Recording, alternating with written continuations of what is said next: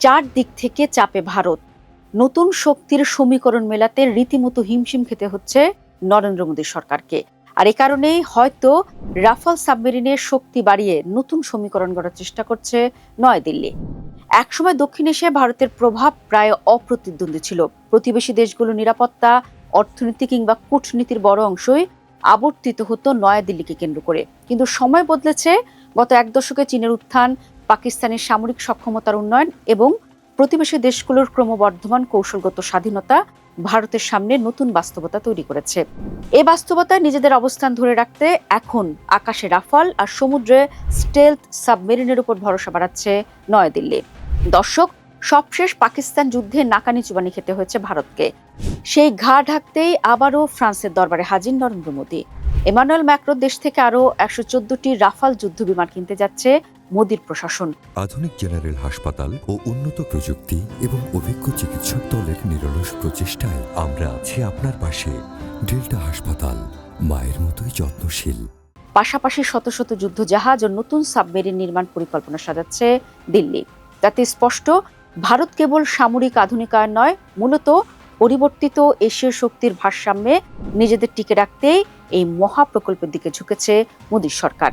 দর্শক, সবচেয়ে বড় চ্যালেঞ্জটি এসেছে চীনের কাছ থেকে। বিশ্বের দ্বিতীয় বৃহত্তম অর্থনীতি এখন শুধু অর্থনৈতিক শক্তি নয়, সামরিক ক্ষেত্রেও দ্রুত এগিয়ে যাচ্ছে। ভারত মহাসাগরে চীনা যুদ্ধজাহাজ ও সাবমেরিনের উপস্থিতি বেড়েছে। পাকিস্তানের গওয়াদর বন্দর থেকে শুরু করে শ্রীলঙ্কার হাম্বনটোটা, মিয়ানমারের কিয়াওকোপিও এবং ভারত মহাসাগর ঘিরে বিভিন্ন অবকাঠামো প্রকল্পের মাধ্যমে বেইজিং তার কৌশলগত প্রভাব বিস্তার করছে। নয়াদিল্লির দৃষ্টিতে এগুলো শুধু অর্থনৈতিক প্রকল্প নয়, বরং দীর্ঘমেয়াদী ভূ রাজনৈতিক বিনিয়োগ। পাকিস্তানও এই সমীকরণে গুরুত্বপূর্ণ ভূমিকা পালন করছে।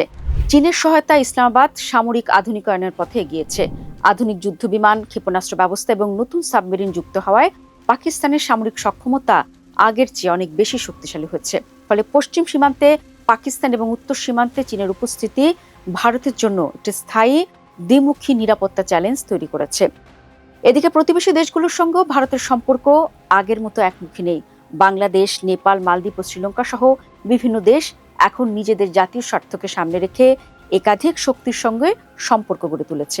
অনেক ক্ষেত্রেই চীন এসব দেশে বড় বিনিয়োগকারী ও উন্নয়ন অংশীদার হিসেবে জায়গা করে নিয়েছে। ফলে দক্ষিণ এশিয়ায় ভারতের ঐতিহ্যগত প্রভাবকে আগের মতো নিশ্চিত ধরে নেওয়ার সুযোগ আর নেই।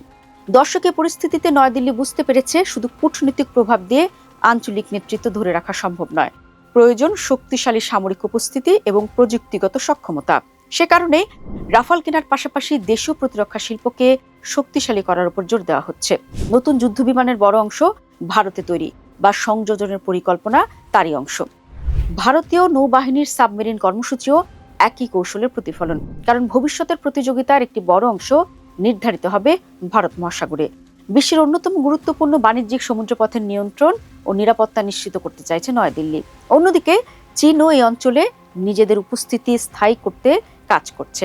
ফলে এশিয়ায় এখন নতুন এক শক্তির প্রতিযোগিতা শুরু হচ্ছে। একদিকে দ্রুত উত্থানশীল চীন ও তার ঘনিষ্ঠ অংশীদার পাকিস্তান, অন্যদিকে নিজেদের প্রভাব ও অবস্থান ধরে রাখতে মরিয়া ভারত। রাফাল যুদ্ধবিমান, স্টেলথ সাবমেরিন এবং আত্মনির্ভর প্রতিরক্ষা শিল্পে বিপুল বিনিয়োগ সেই বৃহত্তর লড়াইয়েরই অংশ। আগামী কয়েক বছরের প্রতিযোগিতা শুধু দক্ষিণ এশিয়া নয়, পুরো ইন্দো প্রশান্ত অঞ্চলের ভূ রাজনীতিকেই নতুনভাবে সংজ্ঞায়িত করতে পারে।